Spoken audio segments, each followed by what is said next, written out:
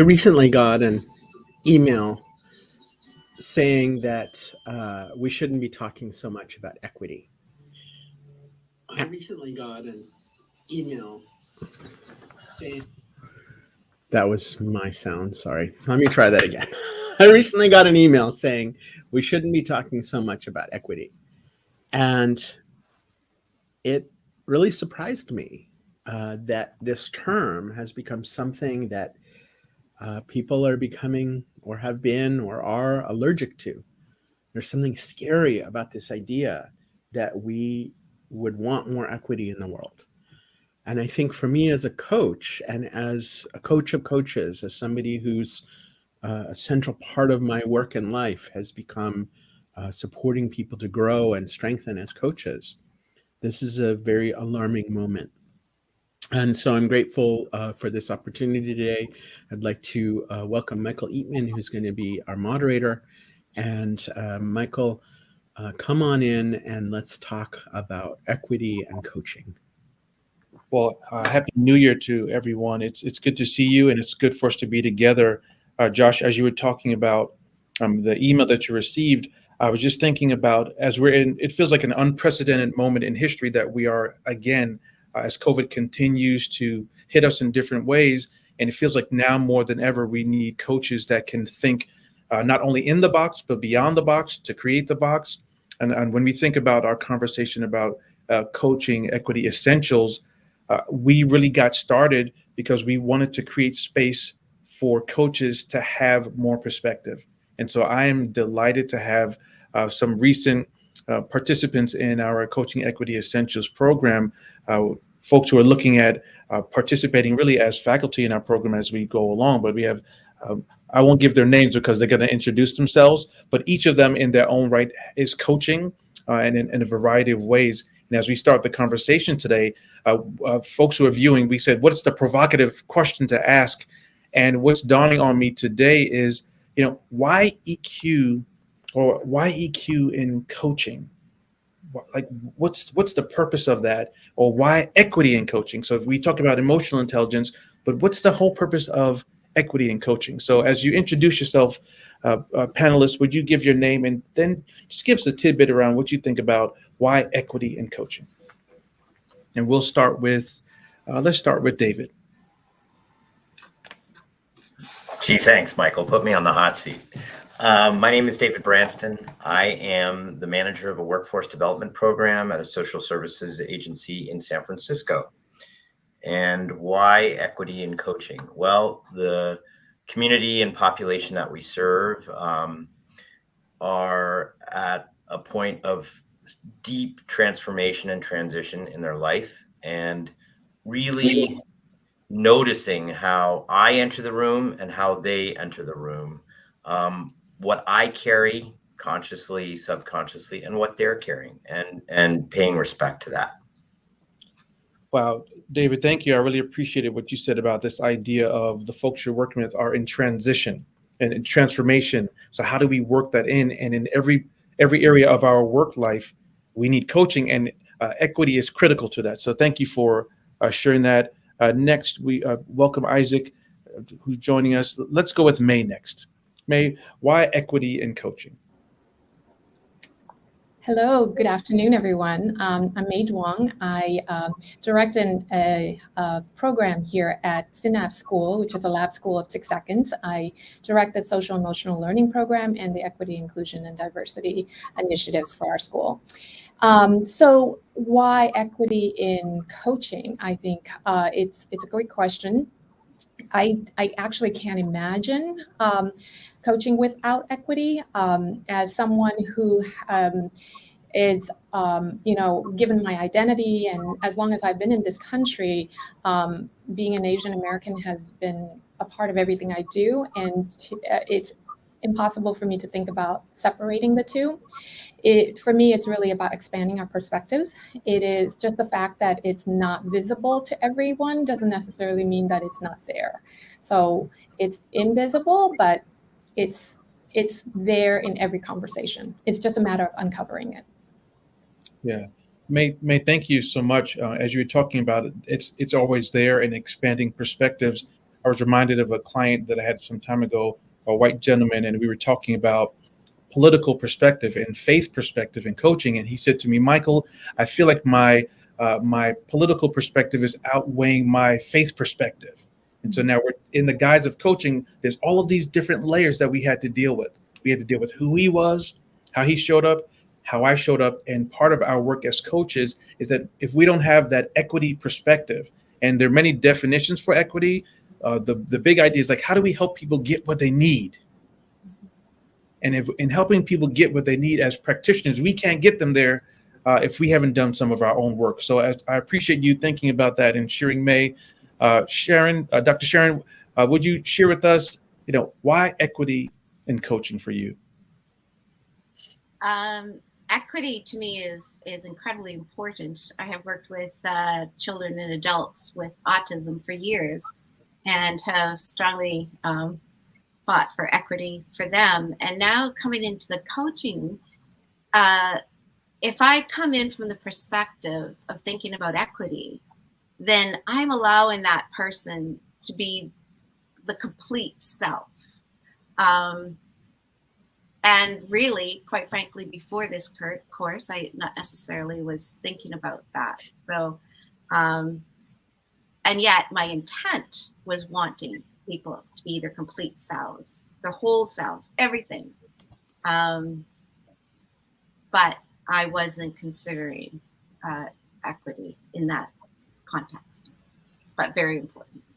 Yeah, Sharon, I really appreciate you sharing that idea that your intent was to do that. However, you weren't doing it fully. And part of the work that we're doing, not only as coaches talking tonight, but also through the equity coaching equity essentials, is that as coaches, we have to always be growing. And there are certainly areas that each of us has to grow in. No one is an expert of all things. And part of the coaching equity essentials is to say, how do I amass new information to engage people in a way that they can hear? And of course, we often say, can you hear that? Or can you double click on that? So it's new language that is generated within the guise of almost of a family. So Sharon, thank you so much. Let me go to Maria Elena, one of the faculty for Coaching Equity Essentials, and my sister. Why coaching? Why equity in coaching? It's in the room, really simply. It's in the room, but it's perhaps not expressed. And so I think of it as, how do you help create a space where it's given a voice and is expressed, whether it's conscious or unconscious. So if we are not leaning into what's in the room, then it becomes the elephant. It has the potential to become the elephant in the room. So I find that, going through the work yourself from an inward perspective and supporting your clients do the work themselves, it becomes a journey. It becomes a journey to become more authentic and more insightful. As you can see, I could take notes from you all day long, just this idea of creating space. And as you were sharing, I thought about, as coaches and those who are watching our stream today, what happens when you're in a space and the silence is all in the room? What do you do? Like, that's happened in our classes. And as faculty members, we have different channels to communicate. And in that moment, we go, do we lean in or do we step back? And one of the answers is, sometimes we lean in and sometimes we don't. And so as we're thinking about our work as coaches, we have to grapple with how far do we go in and how far do we come back? So thank you for sharing. Creating that space is critical as we're working with clients. Tahira, good to see you. Glad to have you on our time tonight. Why equity in coaching? Hello, thank you for having me. I'm happy to be here. And as I was thinking about this question, I am more afraid to consider coaching without equity, because as coaches, we have to help our clients recognize what's holding them back. We have to help them realize what's getting in their way. And very often that has to do with who they are, and whatever fear they may have could have something to do with, at its core, their identity. So how do we coach them through that without acknowledging that? And then how do we acknowledge that without bringing an equity lens into our practice? So. Yeah, can't do it without, right? One of the things we talked about today is if we want to get connected with someone, if we're not vulnerable, how does that happen? We actually have to have vulnerability to do that. So thank you for that. Two others certainly would love to share. Isaac, one of our colleagues, answering the question, why equity in coaching? And so if you'd share your name and kind of give us a perspective of that question. Thank you, Michael. For me, equity in coaching is essential because as we walk through the world in our life, we are faced with different challenges and opportunities because of who we are and how we show up. And so equity for me is an inward place so that I can show up as my full self as a coach. And then I also want to be able to let the client show up with their full selves and understand that vulnerability will be met with my own vulnerability so we can have a deeper connection and not only deal with the challenges that come with equity, but both also in the process explore our cultural wealth that comes from our different backgrounds and use that as a strategic resource to help us overcome some of our challenges. Mm-hmm. That's yummy, Isaac. That's yummy. I love the idea of this cultural wealth. Like in who we are, there's value. There's value in the tears that we shed. There's value in your story. And if I don't do that internal work, it prevents us from creating a portal for others. And so, Isaac, thank you for sharing that. Josh, you and I have started this journey, and you've started this journey with so many of us collectively. Just give us endorse another bone around why coaching, why equity in coaching for you. Hope you're muted. It's because I keep forgetting to unmute myself. That's for me, at the heart of coaching is a relationship of partnership. And in so many roles that I've been in, hierarchy has been important and power over, power under. But in coaching, it's power with. And when a great coach, if you're allergic to the word equity, don't use it. But at the heart of coaching, the essence of coaching is standing shoulder to shoulder with your clients. And if you don't see yourself and you don't see them, how do you do that? And a few years ago, I might have said, my whiteness, my being a man, my being a little older, my living in California, my speaking English, none of those are that important. And they might not have been that important to me, but that doesn't mean they're not important. And as May and others said, that there's stuff happening in the room, whether or not you see it. And this shift to say, what's important to me and how I see myself, that's only part of the story. I also really need to understand what I'm carrying into the room that has nothing to do with my own intentions, that it's little to do with my own sense of which parts of myself are really important. I carry all of this history into the room with me. And as Isaac said, some of that is this incredible wealth of culture and heritage and history. And some of it is a really difficult, toxic, painful history that's also coming into the room. And if I'm going to be a good coach, I'm going to face that. Yeah. Well, folks who are streaming in now or later, part of the C program is really, it's been a dream of how do we create community in a new way, where we can, as Josh said, standing shoulder to shoulder. And I know that every one of us have had different coaching experiences. And part of the impetus for this program, Coaching Equity Essentials, was that how do I, as a Black man and a coach, bring all of me into this process? Right, because I learned a system. We all go to school, we learn these systems. And have you ever experienced you learn how to do something and you learned how to do it a little bit different, where you got there, you still got to the destination, but it was a way that worked for you. And part of the partnership that Culture 7 Coaching has had with 6 Seconds and Josh and I have been developing, how do we create space for people to tell their story from their perspective? So Coaching Equity Essentials is not a diversity program. It's a partnership to tool people to be more of their full selves. So you've heard from our team. I'm now going to throw out some questions so I can listen and take my notes and learn. So here's all of these folks have either been have been through the Coaching Equity Essentials course. They have survived it because the teachers are so darn hard. That's not true. But the question after this group has just finished it, everyone on this call has just finished being a part of this faculty development cohort we're working on. My first question is, how has C been supportive to you in your journey since finishing? How has C been supportive to your journey since finishing? And so who wants to jump on that first? We give the softball questions first, everybody. Sharon, go ahead. You're on mute. This is the day if everybody's on mute. There we go. That's it. No more mute. Okay. C has helped me in my journey because coming into this as a white woman, recognizing what that brings to the table, I often stayed quiet, silence in situations because of a couple things. I didn't want to say something wrong and hurt someone.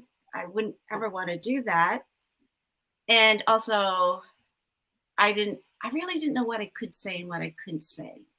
And this course has allowed me to really understand hear the different perspectives and embrace me and recognize that I am a white person, and I would rather understand and know and apologize than not let the full person show up, and me being the full person show up as well. So it has opened my mouth. That might not be a good thing in the long run. But prior to that, I felt silenced. Yeah. Ooh. In our course, sometimes when something hot happens, we go, whew, because you feel the energy. And, Sharon, as you talked about, opening your mouth, I've observed oftentimes with white colleagues and coaches that there's this sense of, I can't go in that direction, Michael. You're Black, so you know how to do that. I want to let you know, as a Black man for almost 50 years, I can't always go there. I don't have specialized knowledge. I have my own experiences. But for each of us to show up to say, what this has done is not told me how to do it. It's created some space for me to do it is critical. And that's something that we want folks to know tonight. So Sharon, thank you. Others, how has C been supportive in your journey since finishing up the course? Yeah, Tahira? So in addition to giving us those, that safe space to have a voice, for me, it's also, the EQ part of it has allowed me to recognize and process and acknowledge and even share my feelings as appropriate. But the C program specifically, by bringing equity into it, has allowed my feelings to be connected to my identity to be valid. And so those are feelings that often I may not get to bring to conversations. And so C has given me a way to allow myself to do that. Yeah, that validity is critical as we do it for ourselves. Thank you. David?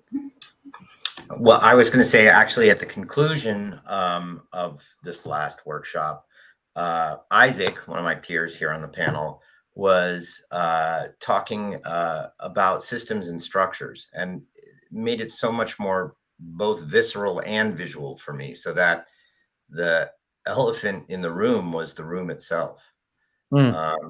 And so that kind of allows me to also take that into perspective, all that history that enters the room above and beyond the individuals. Yeah, it's the room itself, right? Wow. As you're talking about that, I'm thinking about climate issues around what climate is impacting us. And I'm going to jump the question just for a moment, because I'm wondering, thinking about Coaching Equity Essentials and how it supported your journey, how have those two things collided with COVID? So thinking about the impact of COVID, the disheveling of the world, and your work as a coach. How's Coaching Equity Essentials been supportive as you are on the journey with COVID in mind, with some of the challenges we've been seeing in the world? Yeah, Josh?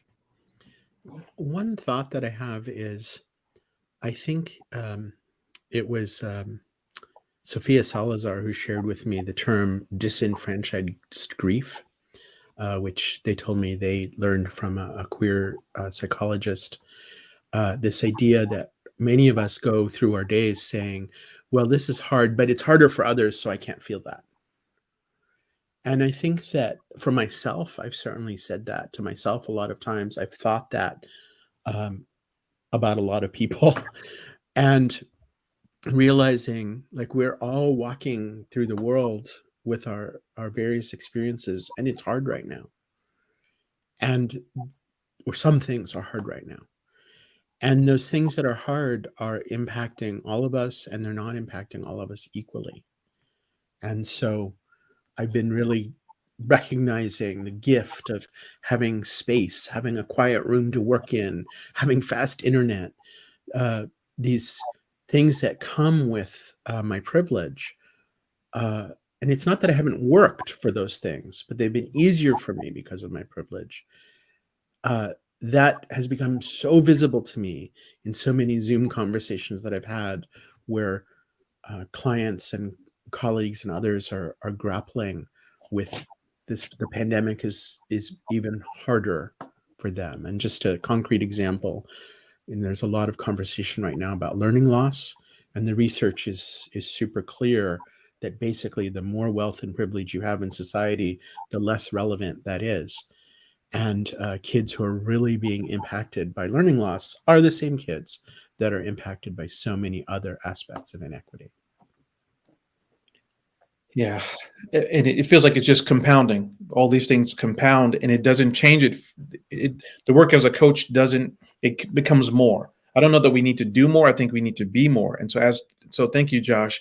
And I'm feeling what you're saying, and I'm wondering, when we think about bumps in the road that we've seen as we go into this new year, what are some of the bumps? Give us some contextual examples of a bump that you've been navigating, and how some of the interactions in C have helped or supported.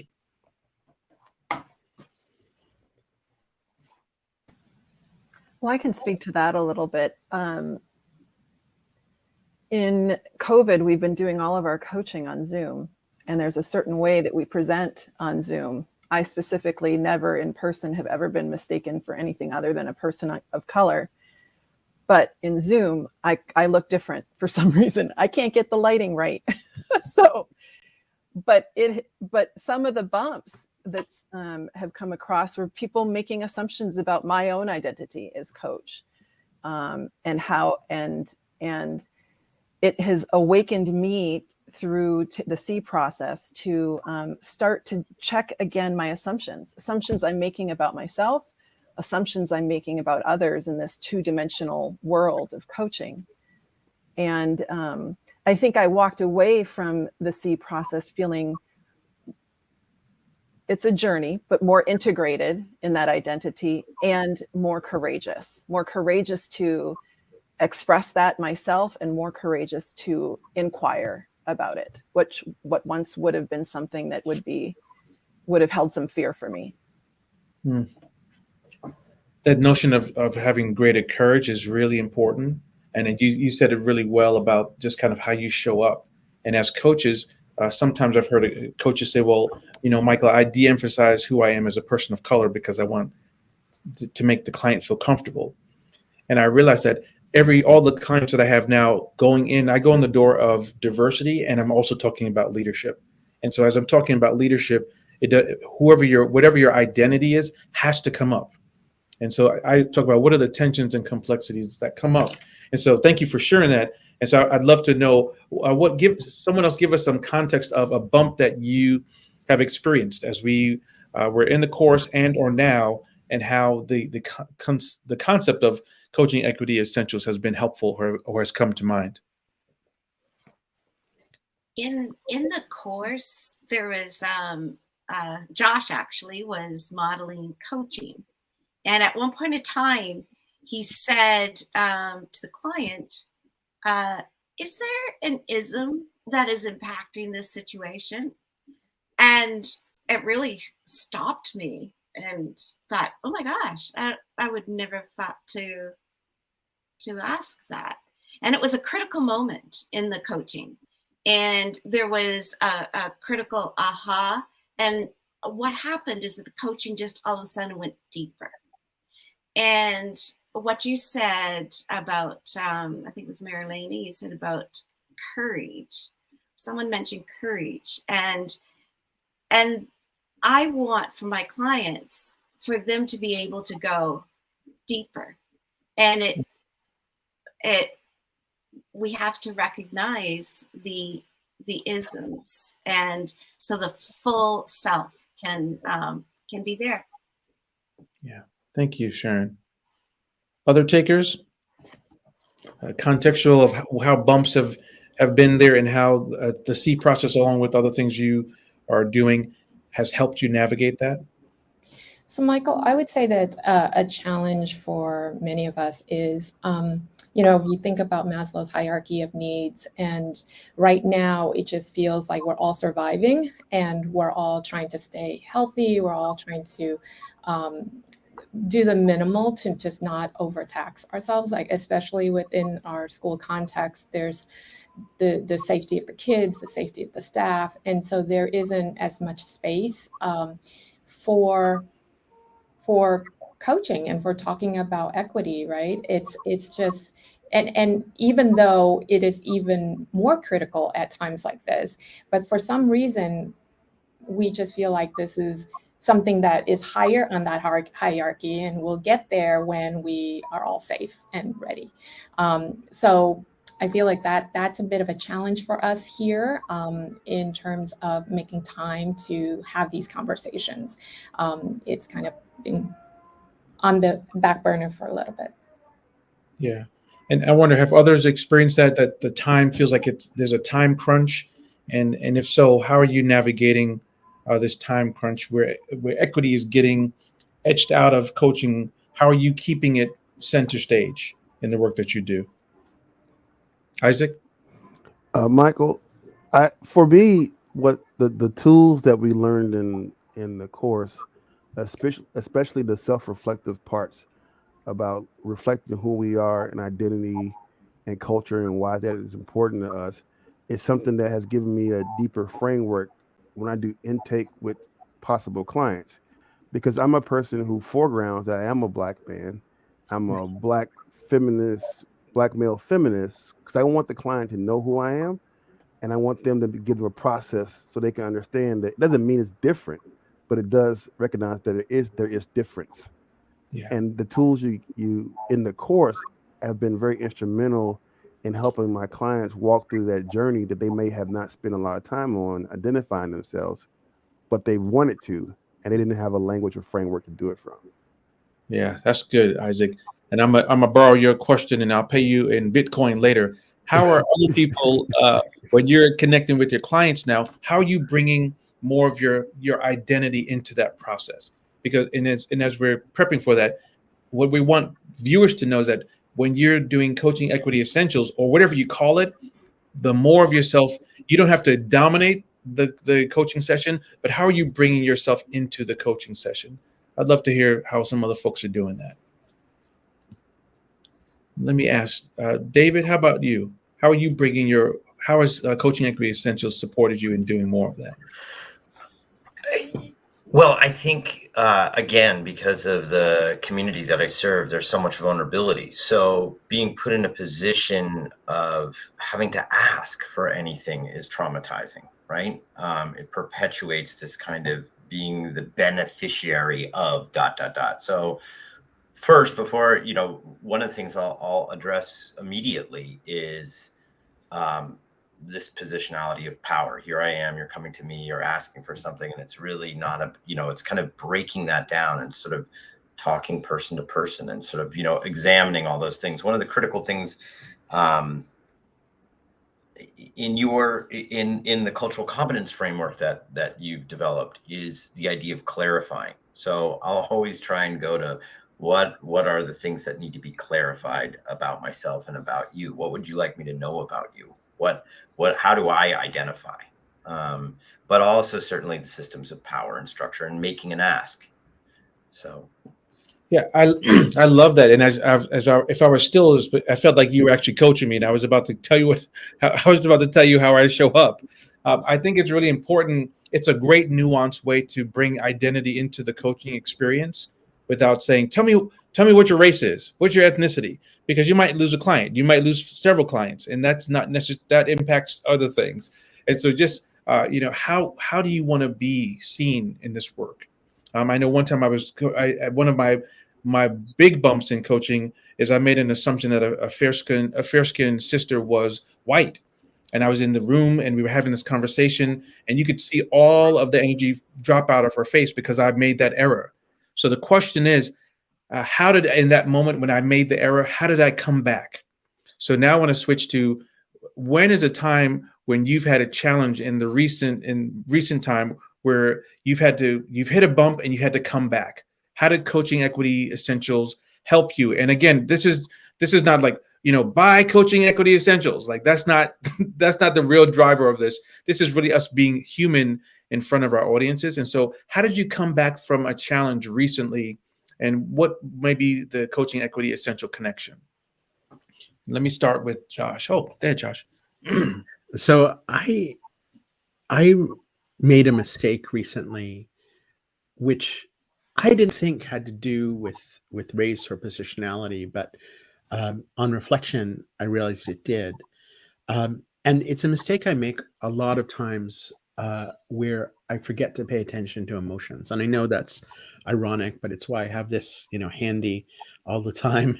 Like that's my work, is remembering to bring these two things together. And somebody in one of our classes said something, and I was up here and saying, well, no, I think you're wrong about that. That's not the facts. And it created a lot of struggle. Thankfully, this person was brave enough, and other people in the class were brave enough to say, you know what, that wasn't okay. And I thought, my first interpretation of that was, well, no, my facts were right and your facts are wrong.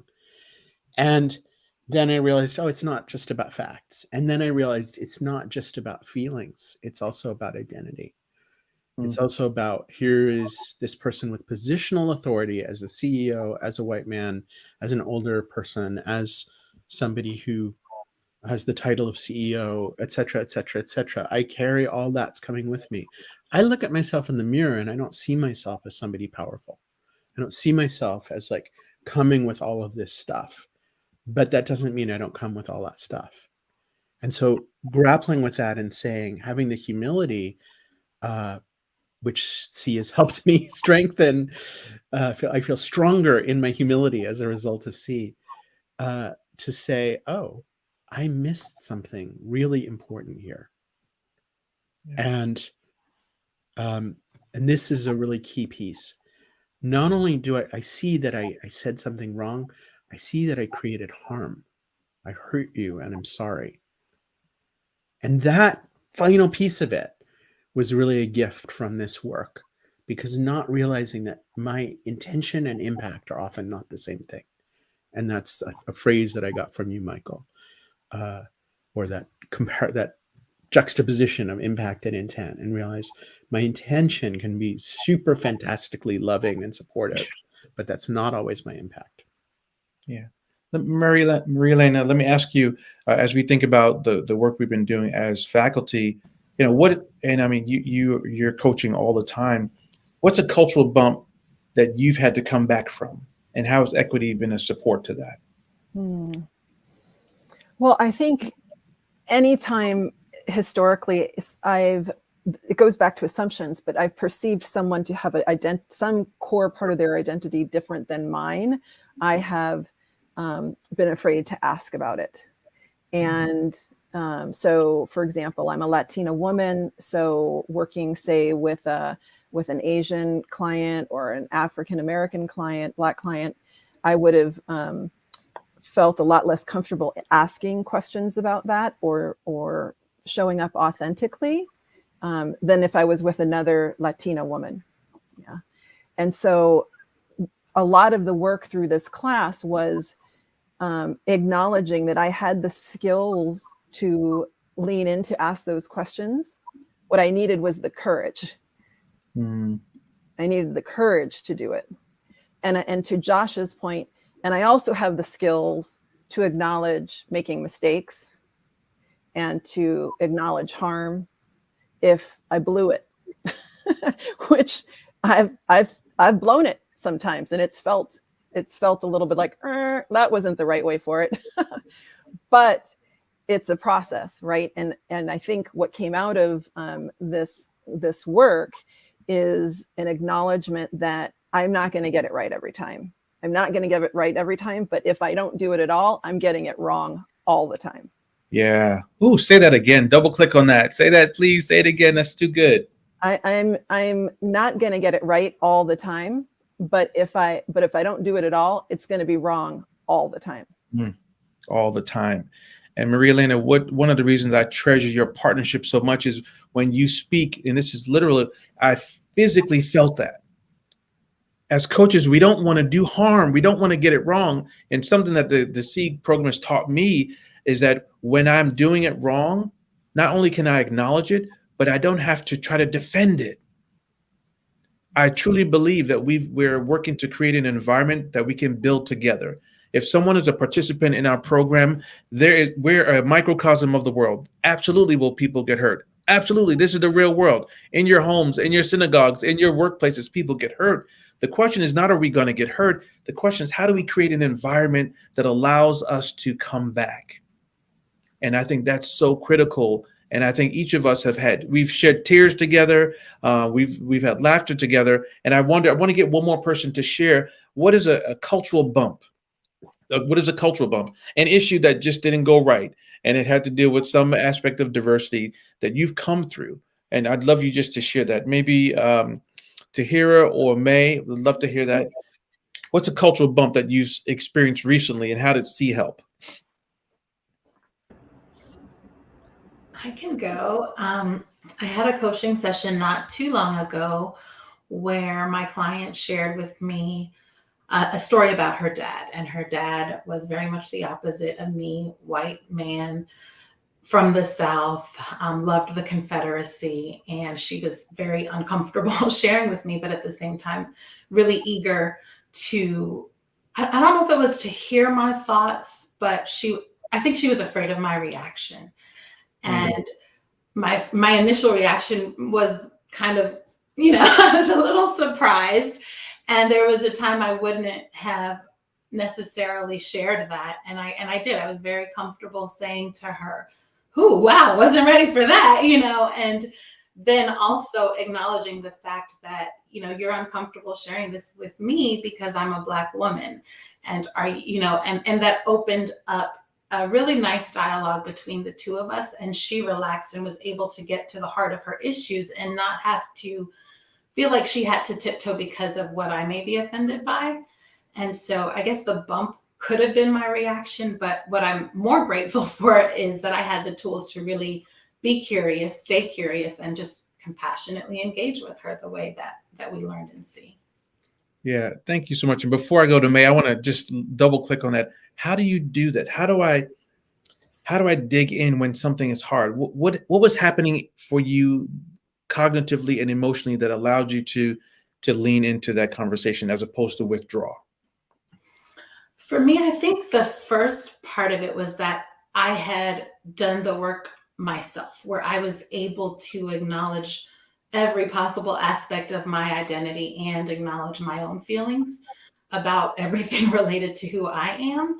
And so by me doing the work, I didn't have to necessarily take anything that she said personally or even be offended by that, because as a coach, it was easy for me to know that my role was to really help her process the impact of her father's actions on her.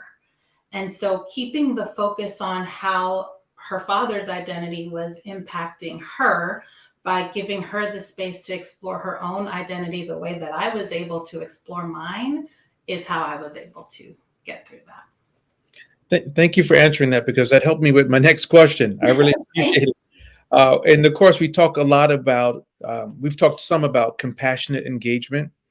And I wonder if a couple of folks would take a leap at, when you think about compassionate engagement, how has that idea supported your work in coaching with an equity lens?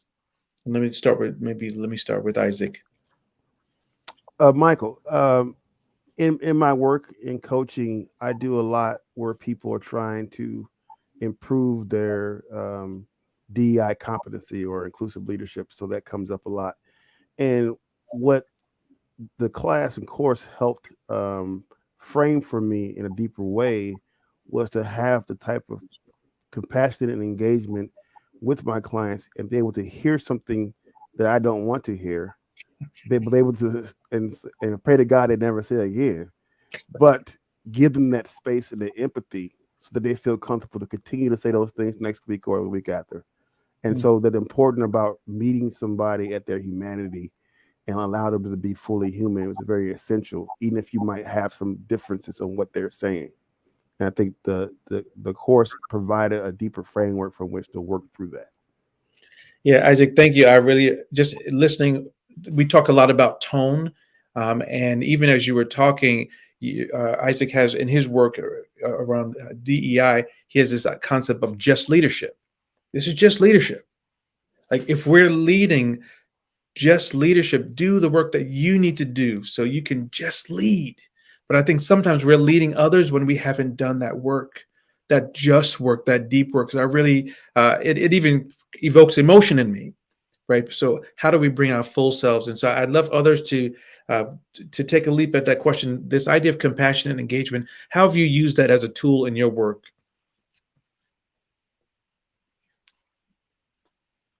I'll ask May. May, what's your sense of the compassionate engagement? I think essentially it's really about creating space that is safe for your client, and how you make that safe is to come as who you are, and then to invite them to come as who they are, and then really to be able to be in that moment and be open to maybe not getting it right all the time, as Mary Elena said. And to your question about a cultural bump, I had one recently where I was mediating between two colleagues who had a conflict, and we've had a couple of conversations, and I thought there might be some issues of identity in this conversation, and I brought it up to this one colleague, and she immediately said, no, I don't think so. I don't want to go there. I'd rather be told that I'm incompetent than go there. I don't want to talk about it. So shut it down really quickly. And at that point, I knew she wasn't quite ready for that conversation, but I took a leap that I had to kind of backtrack a little bit, and I had to say, well, I see that was very uncomfortable for you. And when you're ready, we can talk about it or not talk about it. But I want you to just kind of sit on that a little bit and come back to me and tell me how you feel about that afterwards. And so just kind of leaving it where she is. So compassionate engagement is also kind of reading where the client is and having them lead and knowing when to back off and when to take that leap. And it sometimes it's hard to know when you can do that. So it's an art form as well. Yeah. I love that you said it's an art form. And as a Black man in coaching, oftentimes, no one ever told me this, but I always had this assumption that I couldn't teach white people things. I went to all Black school. I had all Black teachers, grew up in a strong Black home, and still that pervasive idea of I'm less than. Can as we say in the course, can y'all hear that? Mm-hmm. And part of the relationship of emotional intelligence and cultural competence and the work that we've been doing through C has created an environment where I have a cross-cultural group of colleagues where we can hold space for each other and also hold each other accountable. There's been times when I've said, well, let me talk with, I'll ask Maria Elena to end a class and say, well, let's let the best among us go. And she's like, wait a minute, you just put yourself down, brother. And I'm like, man, you called me up, not called me out. Can you hear that? She called me up. When we're thinking about coaching equity essentials, how do we call up the human spirit, which is so, so important?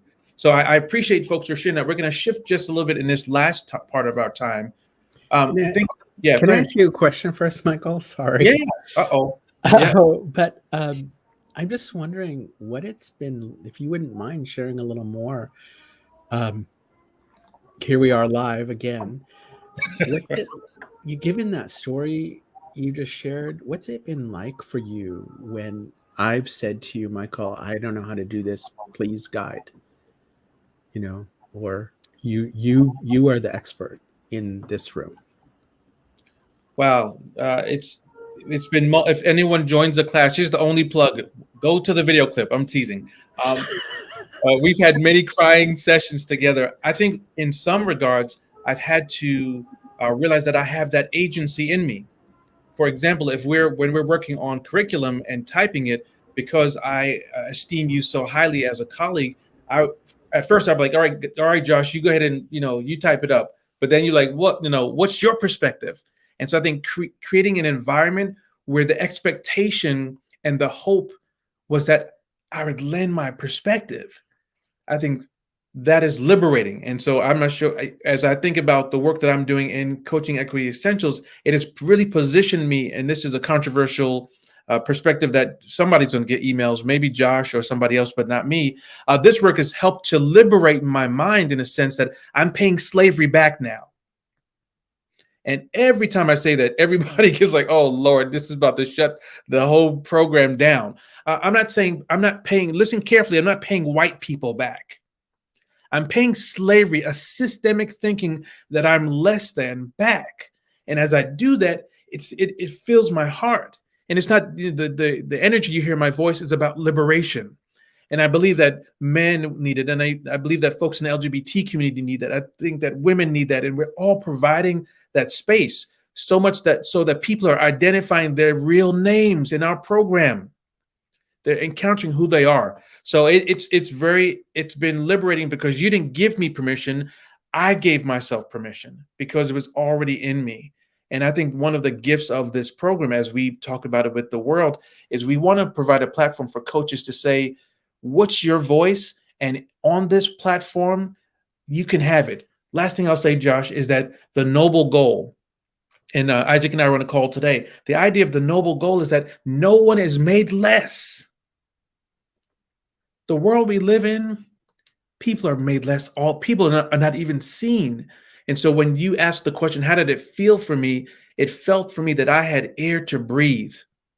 And I can acknowledge that. And if I'm acknowledging that I have air to breathe, I don't want you to stop breathing either. And I want Sharon to breathe. And I want Tahira to breathe. And I want David and May and Maria Elena to breathe. Because when we all are breathing, we all have a better world, even though we're in COVID. So that's kind of how I've been feeling.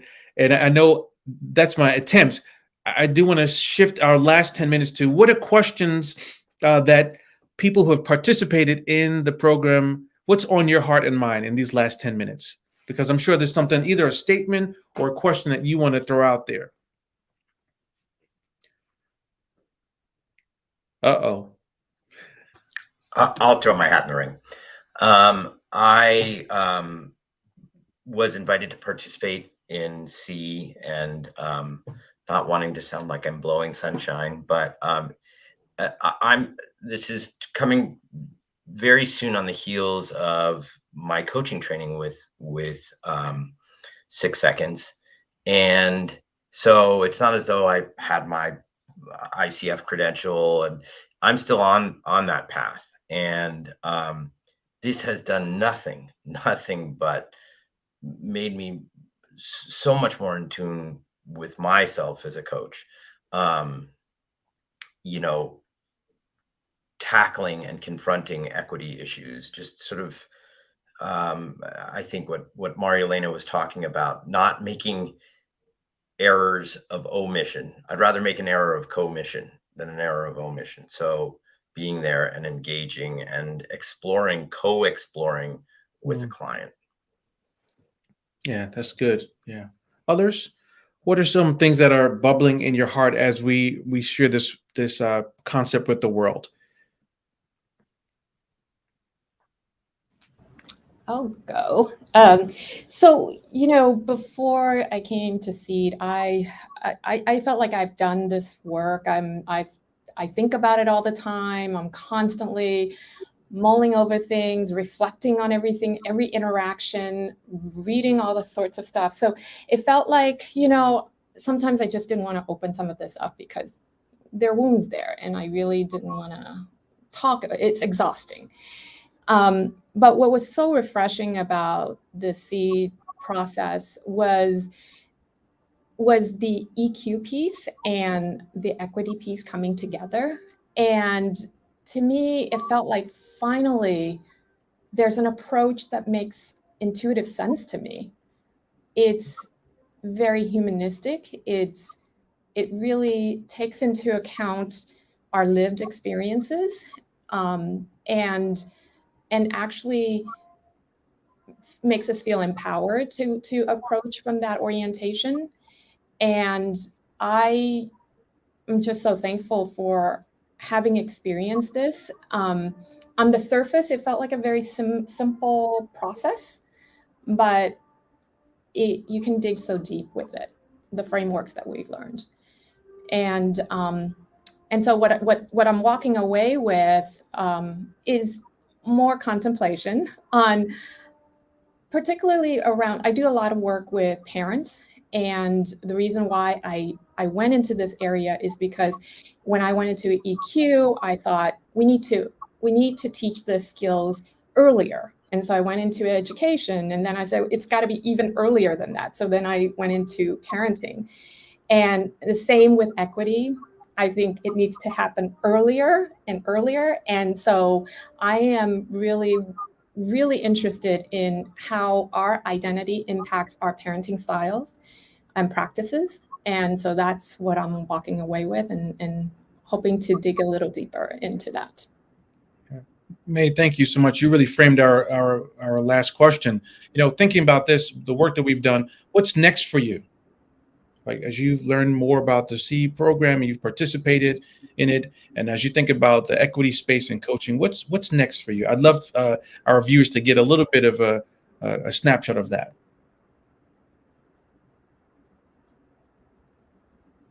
Yeah, Sharon? Oh, you're on mute, Sharon. Sorry. That's okay. I know that what I have been doing is really diving into books, reading, watching documentaries, movies, just incredible curiosity and a thirst for more knowledge about myself, more knowledge about diversity, equity, and inclusion, and I guess watchful. So never to, watching my own thoughts and taking and accounting for them, from accounting for my own thoughts. Yeah. And that's, for all of us, that's a full-time job, right? Making sure that we're checking out what's happening in our thinking. Yeah. So for others, as what's next for you as you think about what you've been learning in this space of equity and coaching, and how do you want to use this next? Yeah, Isaac?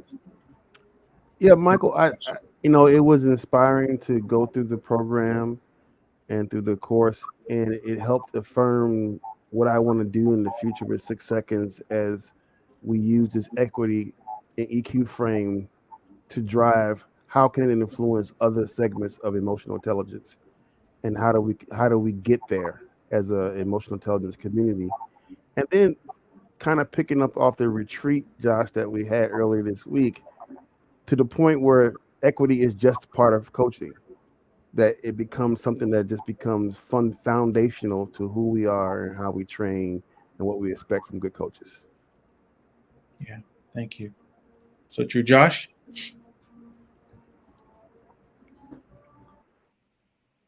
Oh, you're on mute. I was just saying I need to make sure I'm not muted. I have just been thinking about perseverance. And as a white man, it's easy for me. Part of my privilege is to say, well, I don't want to talk about race right now. I don't want to talk about gender. I don't want to talk about sexual orientation. That's not important to me right now. I can just leave those things out. And I think, as you said, when you said, Michael, like, you've been a Black man for almost 50 years, it's like staying in this process, staying in this conversation. And I think it's going to take 50, 100, hundreds of years for us to really find a place of equity in the world. And we're going to have to stay in this conversation. Yeah. Thank you. Let's have Tahira and then Maria Elena. What's next for you? I guess the short answer is where I just left pondering May's question about equity and parenting. I'm still, that was a good one. So I definitely would like to explore that some, and then continuing the work of discovering what it means for me to engage even more openly with other people, especially people who are very different from me, cultural backgrounds, race, just any type of difference, right? And then being able to engage with them fully, because I'm also insisting that I am seen fully. And so what does that mean for me? What type of vulnerability will it require in how I show up and interact with others? Those are some of the places where I'm still pondering. Yeah, and a lot of important work to be done there. Maria Elena, what's next as we dig into coaching equity essentials? I'm thinking about other ways, other facets that we haven't talked about today, and how to become more comfortable seeing what's in the room. Like, for example, neurodivergence in a coaching room, or any number of other things that make us different, and perhaps not being offered the same opportunities to achieve what we're trying to work on in coaching. So I am going to do more training in those areas, and I am going to keep doing the work on myself, because I recognize there is still a ways to go, right? This is a journey, I believe, not something that just kind of you ever arrive. It's not a destination. Yeah, awesome. Anyone else want to share what's next for them as we come down to our final moments?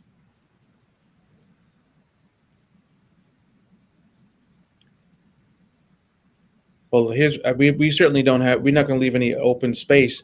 We ended our courses oftentimes with a hashtag. And so I'd encourage us with our minute and a half, what is your hashtag for leaning into equity? As we've had this conversation today and hearing the stories, leaning into equity, what's your hashtag as we leave tonight? I'm going to go with hashtag call myself up. Thank you to Kenna for, I'll just share, to Kenna brought this. I just stole it from Kenna. Thank you to Kenna. Yeah, to Kenna. Someone else, what's your hashtag?